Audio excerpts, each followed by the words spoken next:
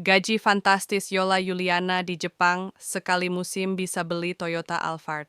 Nama Yola Yuliana kembali menggema di kalangan pencinta olahraga tanah air, khususnya para penggemar bola voli.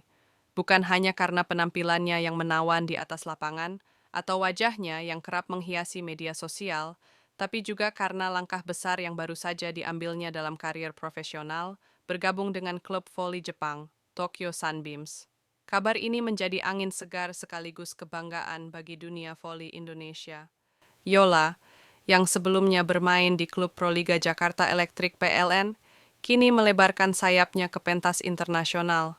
Tokyo Sunbeam sendiri adalah klub yang berkompetisi di kasta kedua Liga Voli Jepang, atau yang dikenal sebagai V2 Leg, namun jangan salah, tingkat profesionalisme dan kualitas kompetisinya tetap tinggi dan menjadi sorotan Asia.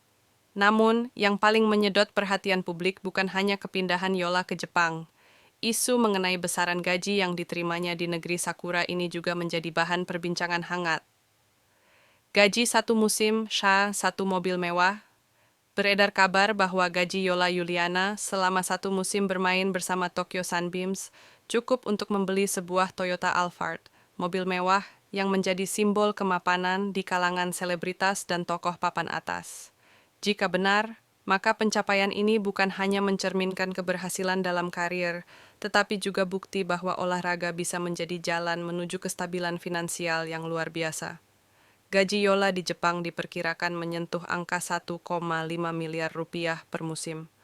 Meski belum ada konfirmasi resmi dari pihak klub maupun sang atlet, angka tersebut mengacu pada standar gaji pemain asing di Liga Voli Jepang kasta kedua. Nominal ini tentu jauh di atas rata-rata penghasilan atlet voli di Indonesia. Perjalanan gaji Yola dari Proliga ke Jepang. Sebelum merumput di Jepang, Yola dikenal sebagai salah satu pevoli paling berbakat di tanah air.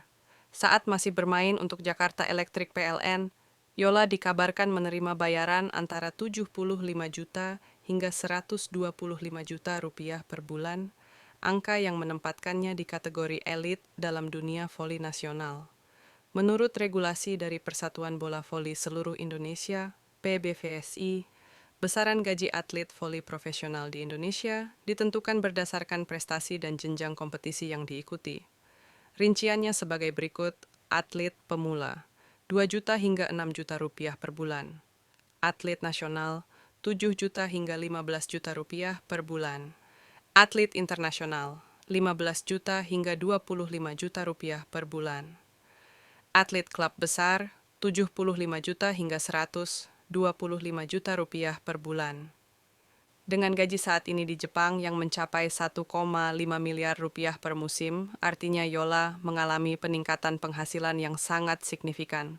Bahkan bisa dibilang naik berkali-kali lipat dari masa bermainnya di Proliga. Yola versus Megawati. Siapa yang lebih tajir? Perbandingan pun tak bisa dihindari.